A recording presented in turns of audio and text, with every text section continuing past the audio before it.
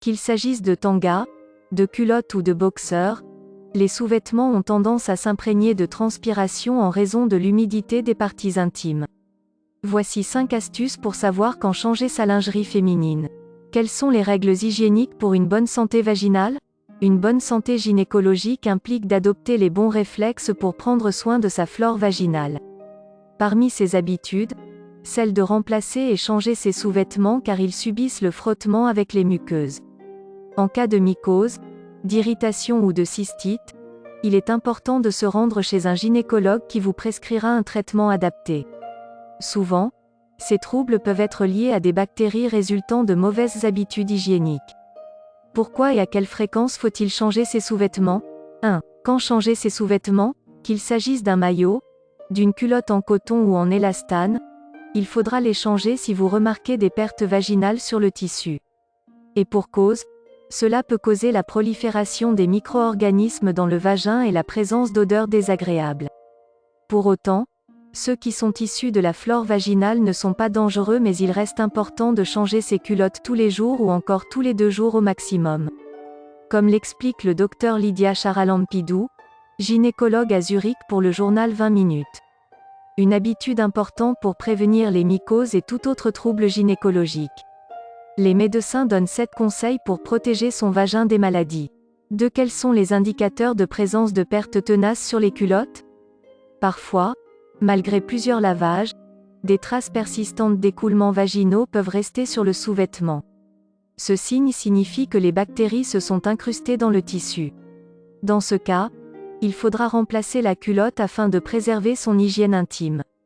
Par ailleurs, pour prévenir les irritations, choisissez des culottes agréables à porter. Comme les soutiens-gorge, il est important de savoir les laver et rincer correctement et surtout si vous avez des pertes abondantes.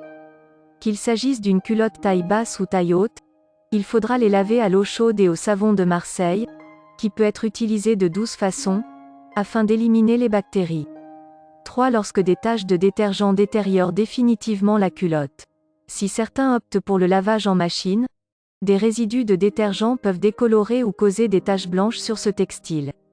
Pour cette raison, il est important de préférer le lavage à la main avec un savon au pH neutre. Dans le cas où vous ne pouvez plus venir à bout des taches, il est de rigueur de se débarrasser de cette pièce de lingerie. 4. Lorsque vous avez été atteinte d'un trouble gynécologique.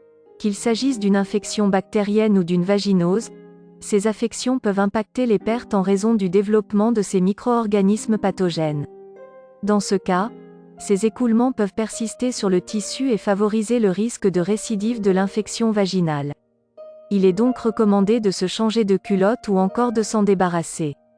Pour les femmes, il est recommandé de laver ses vêtements régulièrement, de préférence à la main. À l'aide de savon de Marseille, insistez sur la petite poche de la culotte, celle qui est directement en contact avec la vulve. C'est cette partie qui est plus encline à développer des inflammations et des infections. En parallèle à un traitement médical, des options naturelles permettent de soulager les symptômes de ces derniers. 5. Lorsque l'état du sous-vêtement se détériore. Avant de jeter vos sous-vêtements féminins, il faudra faire attention à plusieurs conditions. Cela est le cas lorsque l'élastique cède, que le tissu vieillit ou se délave. Lorsque votre culotte crée un inconfort lorsque vous la portez, il est nécessaire de s'en débarrasser.